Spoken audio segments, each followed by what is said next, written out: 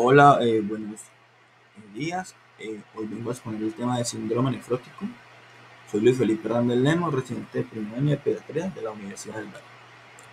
Entonces, a modo de introducción, hay que saber que el síndrome nefrótico es un trastorno glomerular común en la infancia que produce un aumento de la permeabilidad y fuga de proteínas de la sangre a través de la barrera de filtración glomerular. Se caracteriza por la tríada de proteinuria de rango nefrótico, hipoalbuminemia, edema. Existe una variedad de etiologías y clasificaciones, como por ejemplo el síndrome infantil o el congénito, que son los primeros 3 meses de vida, que se asocia a mutaciones genéticas. O también puede ser producido por trastornos glomerulares como vasculitis, infecciones toxinas, enfermedades malignas, mutaciones, causa desconocida, y el manejo con esteroides, cómo responde el paciente a este tratamiento, es un predictor pues, del curso y el resultado de la enfermedad. Entonces, a modo de definición, se define como una proteína en rango nefrótico cuando tenemos un índice procrea mayor a 2 miligramos o una proteína masiva mayor a 40 miligramos por superficie corporal hora o mayor a 1000 miligramos por superficie corporal en 24 horas o una microalbuminuria mayor a 300 o un uroanálisis con 3 cruces en la tira reactiva. Además, cuando tenemos una hipoalbuminemia que se define como albúmina menos de 2.5, edema y la hiperlipidemia con colesterol mayor a 200 o triglicéridos mayor a 200. A modo de epidemiología, su incidencia anual es de 2 a 7 por 100.000 niños por año, una prevalencia de 16 casos por cada 100.000 niños. Es más común en preescolares entre menores de 6 años. Se produce el 60 a 70% de los casos. Es más común en niños. Diagnóstico histopatológico más frecuente en la enfermedad de cambios mínimos, seguido por la glomerulosclerosis focal y segmentaria. La edad de presentación inicial es predictor de características histopatológicas y respuesta a esteroides. Y generalmente el 80% de los pacientes remiten con el manejo con esteroides. A modo de fisiopatología hay que entender que existe normalmente en el riñón, en el glomérulo, una barrera de filtración glomerular que está producida, que está compuesta por el endotelio fenestrado, la hendidura y los podocitos. Entonces ellos normalmente por cargas o por tamaño ayudan a filtrar las proteínas, pero ¿qué va a pasar? Por alteraciones genéticas o procesos infecciosos o autoinflamatorios o entre otros, va a haber un borramiento de esos pocitos y esto va a generar pues, que se afecte la función de barrera de esa componente de filtración de proteínas. Entonces va a tener un paciente que va a excretarme proteínas por la orina. Adicionalmente hay muchas etiologías como observamos en la imagen. Puede haber una etiología inmunológica donde al haber aumento de los linfocitos TH17 y su perfil y disminución de los T reguladores, pues esto va a haber mutaciones o afección pues, de los componentes de la membrana basal glomerular y me va a producir pues, que se afecte esto y pacientes que excrete proteína. También por mutaciones genéticas como en la nefrina o de la podocidina o de la actina, que son componentes pues, de esa barrera de filtración glomerular, o también por complejos inmunes en las enfermedades autoinmunes que me van a afectar los procesos del pie y borrándome esos procesos, afectándome la filtración de proteínas. Adicionalmente, voy a ver que haya factores circulantes que aumenten la permeabilidad de esa barrera, como por ejemplo, el CD4 o el CLCF1 o el CAPS. Entonces, existen muchas etiologías que me pueden darme pues, esta patología. Entonces, el paciente cómo va a tener los edemas. Hay dos teorías de cómo el paciente produce el edema, que es un síndrome nefrótico de subllenado o underfill y un síndrome nefrótico de sobrellenado overfill. ¿Y por qué es importante tener esto? Porque fisiopatológicamente es diferente la acumulación del líquido en los pacientes intersticiales si es por un perfil underfill o un perfil overfill. ¿Y por qué es importante saber eso? Porque si un paciente que es un perfil underfill o subllenado es un paciente que clínicamente va a ser hipovolémico y se va a beneficiar más del manejo con albúmina. Y el que tengo que tener más cuidado con el manejo de líquidos y la restricción hídrica. En cambio, si es un paciente overfill, que su mecanismo fisiopatológico por el cual el agua o los líquidos pasan al espacio intersticial es diferente, es un paciente en el que yo tengo que ser usar más severamente el manejo diurético y el control de los edemas. Y no va a estar con signos de hipovolemia, sino con signos de congestión. Entonces, el perfil underfill o la fisiopatología del edema underfill o subllenado, básicamente, ¿por qué va a pasar? pues al perder proteínas, esa relación de fuerzas que hay entre la presión y el ciclo capilar y las fuerzas de Starling se van a perder. Entonces, ese líquido que ya está en el espacio intravascular se va a fugar al espacio intersticial y va a haber una hipovolemia que me va a generar hipoperfusión, activando el sistema de renina, angiotensina, aldosterona, donde me va a producir aumento de la ADH, retención renal de sodio y agua. Entonces el líquido se va a salir al espacio intersticial.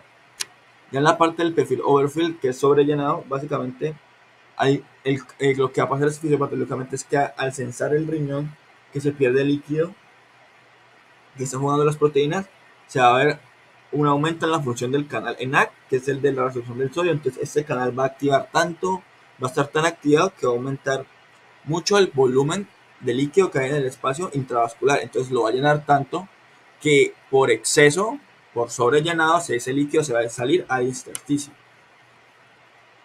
Entonces aquí vemos una imagen, explica esta fisiopatología de una forma más coherente. Entonces tenemos que hay un daño en el riñón por muchas etiologías que ya veremos adelante. Hay una proteinuria, tenemos que disminuir la albúmina, la presión osmótica baja y ese líquido pues hace el espacio intersticial.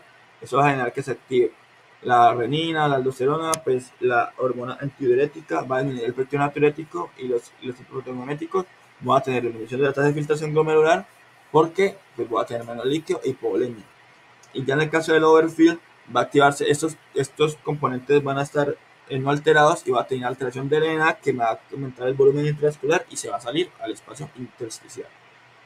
Entonces, otra de las complicaciones que produce la fisiopatología del síndrome nefrótico es la dislipidemia. ¿Y por qué se produce la dislipidemia? Generalmente, el riñón al censar esta excreción de proteínas, el hígado va a tener un hipermetabolismo de la HM-coreductasa, que es la que produce el colesterol. Adicionalmente, va a haber una deficiencia de la colesterol, lectina acetiltransferasa, que es la que me capta el colesterol extrahepático. Adicionalmente, la lipoproteína lipasa también va a estar deficiente, entonces va a haber menos metabolismo de los lípidos. Adicionalmente, va a cursar con un factor circulante que me va a inhibir las enzimas que catabolizan estos compuestos lipídicos. Y también los receptores de el marcador PSK9 va a estar disminuido. Entonces, al estar disminuido, voy a tener pérdida de los receptores del LDL y pues no va a poder interiorizar ese colesterol. Entonces, adicionalmente, se va a poder una nefrolipotoxicidad por esos lípidos en exceso. Básicamente, ¿qué va a pasar? Voy a tener que esos lípidos se van a acumular en el glomérulo, generándome una inflamación, una activación de mediadores proinflamatorios o reactantes de oxígeno o de oxigenéticos, generándome más daño renal. Adicionalmente, por la orina te voy a perder factores de coagulación y voy a estar en un estado procoagulante. Entonces, esos pacientes pueden hacer un estado protrombótico y un daño endotelial más fácil. Adicionalmente, al haber pérdida de proteínas como inmunoglobulinas, entre otras, pues esos pacientes van a tener una inmunosupresión y adicionalmente van a ser más susceptibles a infecciones por gérmenes encapsulados porque lo que pierde por la orina van a ser anticuerpos. Adicionalmente va a tener una injuria renal dada pues por la hipovolemia o por el mismo fallo renal por los diferentes mecanismos citocelulares que ya explicamos. Adicionalmente puede haber anomalías endocrinas como hipotiroidismo, déficit de vitamina D, dado que sus cotransportadores con proteínas pues se pueden perder en la orina. Entonces hay una clasificación, una ya es de acuerdo a la edad de presentación, que es el congénito, que es de menor de 3 meses, que se asocia más a enfermedades congénitas genéticas, familiares o infecciones perinatales, como por ejemplo el citomegalovirus. Ya el infantil entre los 4 y 1 año de edad, que puede haber un componente genético como otro componente secundario. Y ya entre 1 y 18 años es el síndrome nefrótico de la niñez, que es más frecuente, características patológicamente renales subyacentes. También hay una clasificación que lo divide en síndrome nefrótico primario o secundario. Entonces el primario es más que todo en niños hasta menores de 9 años, sin antecedentes de enfermedad renal en la familia y sin síntomas de enfermedad sistémica o sin síntomas o hallazgos al examen físico o historia clínica que hagan sospechar una etiología hereditaria. Ya el síndrome nefrótico secundario puede ser por medicamentos, asociado pues, a síntomas sistémicos a mayores de 9 años, o sobrelapado con síndrome nefrítico, o que me produce daño renal o alteración de la función renal desde el inicio. También hay una clasificación histológica que solo corresponde al síndrome nefrótico idiopático, que es el más común de todos, que es Está la enfermedad de cambios mínimos, que es como en un 80% de los casos. Se llama así porque al microscopio de luz no se ven cambios, en cambio en el microscopio electrónico ven cambios en el borramiento del proceso del pie, del podocito. Está la polarización mesangial, donde hay una función de los podocitos, la membrana proliferativa, que va a tener un depósito subepitelial y submembranoso. Y la segunda más común de la clasificación idiopática, que es la esclerosis tegmental y focal, donde va a tener función de los podocitos, compromiso cortical, tubular, intersticial y vascular. Y la tercera, que es la nefropatía membranosa, que va a tener depósitos densos de subepitelial. Lo importante aquí es que en la inmunofluorescencia, en todas las diferentes enfermedades de cambios mínimos, se puede ver algo que nos haga sospecharlo en una patología. Entonces, hay una terminología importante que debemos tener en cuenta, ya que eso nos va a ayudar para enfocar el tratamiento del paciente con síndrome nefrótico. Entonces, hablamos de un paciente que tiene una remisión completa cuando su procrea es menor a 0.2 o menor a 100 miligramos por peso corporal por día respectivamente, o una tira reactiva de orina negativa durante 3 días consecutivos. Una remisión parcial cuando el procrea es mayor a 0.2 pero menor a 2 y una albúmina sérica mayor a 3. Un síndrome nefrítico sensible a esteroides es cuando hay una remisión completa dentro de las primeras 4 semanas de terapia con esteroides. Un síndrome nefrótico resistente a esteroides es el fracaso al alcanzar una remisión completa después de 6 semanas de manejo con esteroides. El periodo de confirmación es un periodo entre la cuarta y la sexta semana de tratamiento con esteroides que se usa para pedir estudios y para evaluar si el paciente es un paciente que responde a esteroides tardíamente o no. Un síndrome nefrótico corticosensible es aquel respondedor tardío, es aquel que logra la remisión después del periodo de confirmación, o sea, después de 6 semanas de tratamiento. Está el síndrome nefrótico recaudador infrecuente, que es cuando tiene menos de 2 recaídas en los 6 meses posteriores a la remisión, o menos de 3 recaídas durante un año después de la remisión. El síndrome nefrótico recaudador frecuente, que es cuando tengo más de 2 recaídas dentro de los 6 meses después de la recaída inicial, o mayor a 3 recaídas en cualquier periodo en 12 meses. Está el síndrome nefrótico dependiente de esteroides, que es el paciente que presenta una recaída después de 14 días de disminuir el manejo con esteroides o de suspenderlo. Y está el síndrome nefrótico resistente a esteroides y resistente a inhibidor de calcineurina, que es ausencia de remisión parcial después de 6 meses de tratamiento con un inhibidor de calcineurina a niveles y de dosis adecuados. Y está el síndrome nefrótico multidrogo resistente, que es ausencia de la remisión completa después de 12 meses con tratamiento con 2 agentes ahorradores de esteroides con un mecanismo de acción diferente. Entonces, en la etiología tenemos que puede ser idiopático, que es más común entre los 2 a 7 años, escolares y preescolares, más común la enfermedad de cambios mínimos, y segundo la glomerulosclerosis focal y segmentaria. Las causas secundarias más comunes son lupus, hepatitis B, VIH o otras infecciones. Y hay causas genéticas entre el 10 al 20-30% de los casos cuando asocia al gen de la nefrina 1, al gen de la podocitoína y al tumor del Wilms, que es el WT1, y son pacientes que no responden a ningún manejo inmunosupresor. Entonces aquí en la imagen observamos cómo hay etiología primaria, que puede ser la idiopática o la genética, la secundaria, que puede ser enfermedad sistémica, infecciones, también por tumores como leucemia o por medicamentos. Y observamos una tabla que es de la guía INNA, que es de la Asociación Internacional de Nefrología Pediátrica, donde observamos algunos de los genes asociados a síndrome nefrótico congénito o familiar. En general son más de 500 genes asociados, pero aquí solo vemos los más pocos y los más comunes.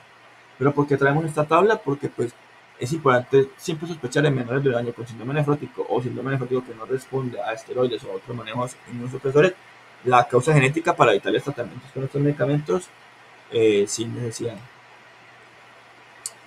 También tenemos importante que dentro de las manifestaciones clínicas está pues, la proteinuria, la hipoalbuminemia, el edema, generalmente primero es preorbitario, después en extremidades y después en los genitales, retención de líquidos, oliguria algunas veces, síndrome de hipovolemia, hipercolesterolemia, hipersensibilidad transitoria en algunos casos y hematuria macroscópica. Entonces, aquí en la imagen observamos lo más común, que son los edemas, que pueden ser el parto oral, el abdominal, la citis o el genital o de la sensibilidad inferior. Es importante que estos pacientes siempre debutan con enzimas genitales, entonces siempre debemos revisarle los genitales. Entonces, a ver, edema periférico marcado, extensión abdominal, derrames plurales, también signos de serositis, con la fuga de líquido, edema escrotal o vulvar y pues hinchazón. También pues vamos a tener la dislipidemia, la hipoalbuminemia en los paraclínicos. Entonces, ¿cómo hago el diagnóstico? Pues tengo que hacer una historia clínica completa para ver si es una causa congénita o primaria o descartar causas secundarias como lupus o enfermedades congénitas perinatales o una infección.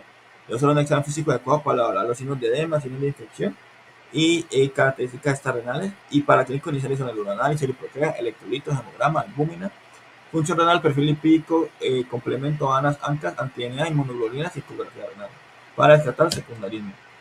Entonces, el diagnóstico yo puedo pedir pruebas genéticas y opcional. Entonces, cuando pido pruebas genéticas, un síndrome nefrótico congénito, síndrome nefrótico corticoresistente, residente familiar o un síndrome nefrótico de 3 a 12 meses de edad al inicio, biopsia renal en menores de 1 año a 12, elevación persistente de la creatinina, alteraciones en los paraclínicos que buscan secundarismo o autoinmunidad, infecciones sistémicas y síndrome nefrótico corticoresistente. Entonces el tratamiento, el pilar primero va a ser un manejo adecuado de los líquidos. ¿Viste? Porque es importante tenerlo en cuenta. Porque siempre pensamos que el paciente, el nefrótico, va a estar hipovolémico, y no, porque como ya vemos fisiopatológicamente, puede llegar con un perfil de sobrellenado o overflow. Entonces aquí lo más importante es que hay que estar presente a los signos de fuga capilar y de hipovolemia, como oliguria, taquicardia, hipotensión, la piel seca o signos de deshidratación como llenado capilar mayor a 2 segundos. No tanto demora poner la albúmina porque tengamos un valor de corte arbitrario, sino en base a los síntomas clínicos. Entonces, si tengo un paciente que vaya con signos de deshidratación en un perfil underfield, pues yo debería responder la albúmina, así la tenga en valores normales o cerca de la normalidad, porque la albúmina me va a ayudar a que ese líquido entre el espacio intravascular, no subirla, sino para que entre donde debe estar. Entonces, en esos casos, yo puedo iniciar, cuando tengo un underfield, pues manejo inicial con albúmina a 1 gramo por kilo en infusión, con una dosis de furosemida en la mitad, 1 miligramo por kilo, y una dosis al final de la albúmina para evitar edema pulmonar. Y esa infusión se debe pasar pues en 4 horas, 4 a 6 horas. También si es un perfil overfield, pues yo puedo ver si uso diuréticos como la furosemida, que su dosis máxima es 6 miligramos kilo. Entonces es importante tener todo en cuenta, pues porque no es solo, llegó hinchado, colocarlo líquido, el diurético y ya, no. Ver si está con hipovolemia para que le coloquemos la albúmina y no hay que necesidad colocarle líquido y no tanta restricción hídrica porque el niño está hipovolémico. En cambio, si es un overfield, pues hay que estar más psicorrígido o rígido con esa restricción hídrica. Entonces, aquí observamos cómo tratar con la albúmina. Entonces, sin hipovolemia, oliguria, lesión renal aguda, edema capilar prolongado, taquicardia, dolor abdominal. La dosis de albúmina es 1 gramo por kilo durante 4 horas. Se va a agregar furosemida 1 a 2 miligramos por kilo al final de la infusión y a la mitad. También se recomiendan pacientes con síntomas de congestión como edema, anasarca, hipovolemia, entre otros. Y también la infusión de albúmina pues, puede provocar complicaciones, pero hay que usarla monitorizada. Aquí en la tablita observamos las dosis de diuréticos. Los más comunes usados es la furosemida o la espironolactona. Debemos tener cuidado con usarlos porque como botan electrolitos por la orina, pues que el paciente tenga electrolitos de control antes de usarlo, pues para evitar que podamos generar una trastorno hidroelectrolítico mortal. Entonces el tratamiento. Importante que antes del tratamiento al paciente le deben tomar estudios para descartar infecciones latentes como tipo tuberculosis, en el caso de columna común con radiografía tórax, PPD, entre otros, y además desparasitarlo, porque como un paciente que va a tener una inmunosupresión severa, si tiene una TBC latente, pues se le va a reactivar, o unos parásitos pues le pueden enfermar. Entonces, generalmente de todos los pacientes se asume que como la enfermedad de cambio mínimo es la más común, a todos se le inicia esteroides porque todos los con cambio mínimo son responsables a esteroides. Entonces comenzamos con una dosis de 60 miligramos por superficie corporal día por 4 semanas y después 4 miligramos por superficie corporal en días alternos por 4 semanas, total 12 semanas, y reducimos gradualmente. Ya si es un síndrome nefrótico, recabado infrecuente, ¿qué se debe hacer cuando hay urgencias? Pues uno comienza la dosis total, 60 miligramos por superficie corporal al día, hasta la remisión completa, y después damos el esquema por días alternos por 4 semanas. Y ya si es un síndrome nefrótico corticoresistente que no llega a urgencias en una recaída, o que es recabado frecuente, le coloco prednisona oral hasta remisión a la dosis tope, y ya después cuando remita esquema en días alternos por 3 meses con la dosis más baja que soportar para el paciente que no haga recaídas. Entonces, dentro del tratamiento tenemos otros fármacos que debemos conocer, como uno es la ciclofosfamida, que es un narrador de esteroides, que es un alcaloide y que se puede usar diario o también dosis mensuales para los pacientes de difícil adherencia. El otro es la ciclosporina, que es un inhibidor de calcio en la orina, junto con el tacrolimus, es de primera línea en síndrome nefrótico corticoresistente. Se debe suspender cuando hay falla renal y pues, evitar por nefrotoxicidad. Generalmente su dosis es de 3 a 5 miligramos kilo día, y se deben medir niveles de este medicamento en sangre pues, para saber si está bien indicado.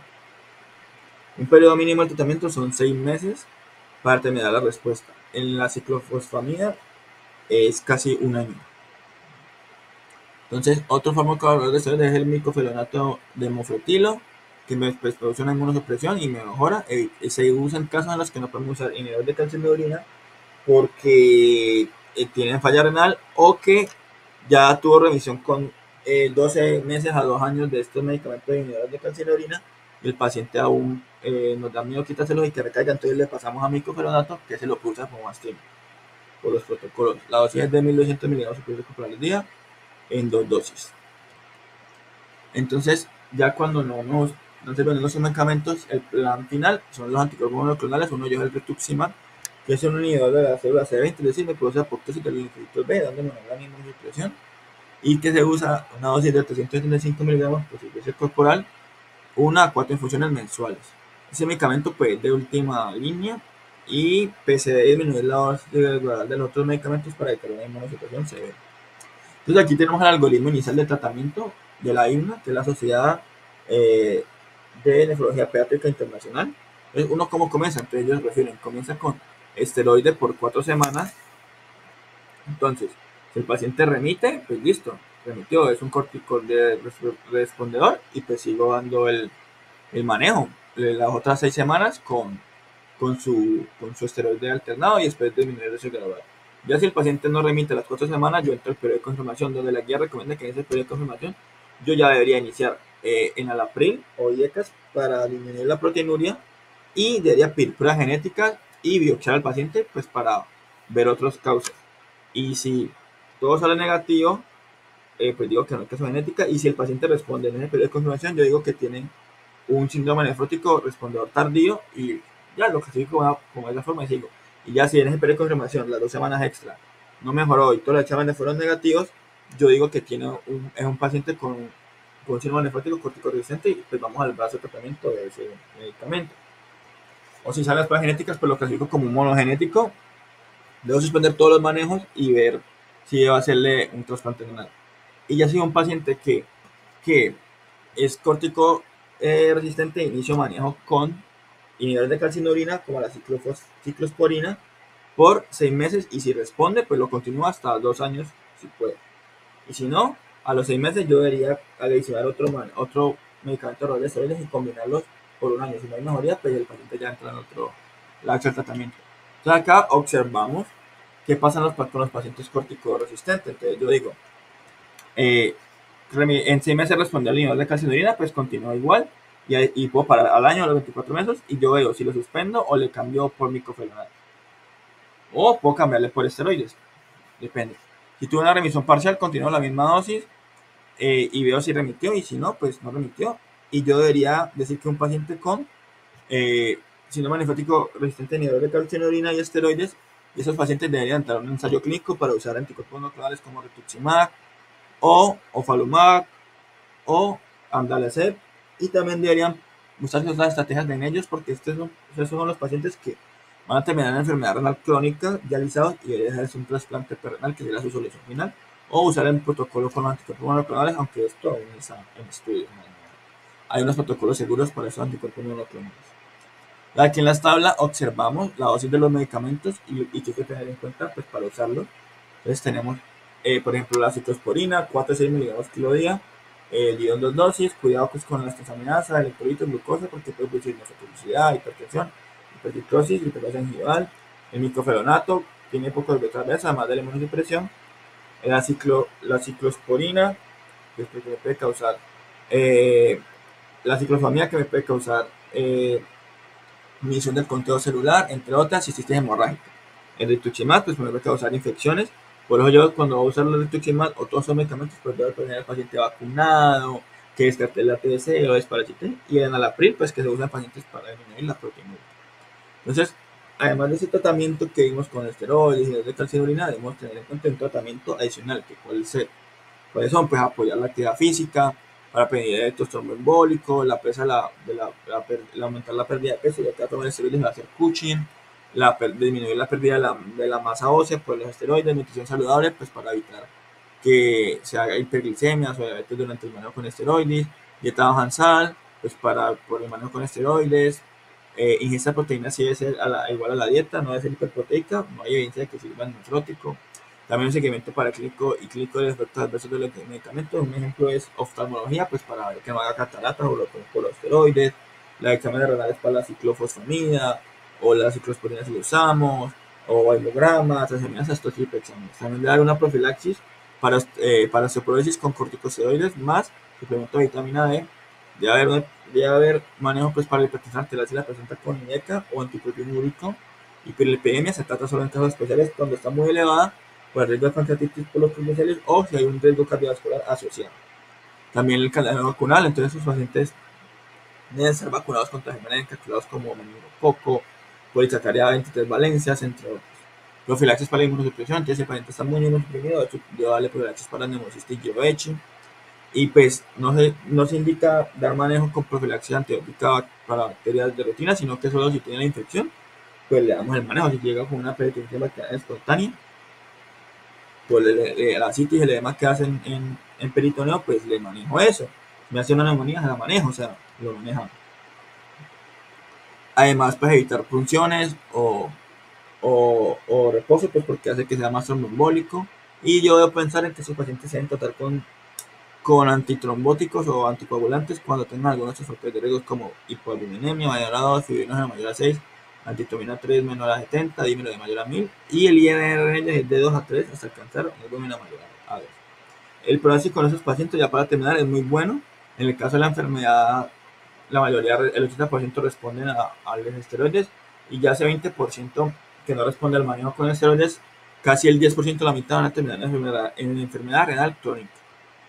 ¿Y qué mensajes para llegar a la casa? Pues tenemos que impedir la etiología más común del síndrome nefrótico por enfermedad por cambios químicos, por lo cual es necesario biopsia de rutina. Es importante el adecuado manejo hídrico para un mejor pronóstico. El tratamiento es más que solo dar esteroides o inmunosupresión y no se combinan medicamentos. El paciente con antecedentes familiares o difícil control, no olvidar el estudio genético de Exoma para evitar que usen inmunosupresión sin necesidad. Y muchas gracias, espero les haya gustado esta exposición.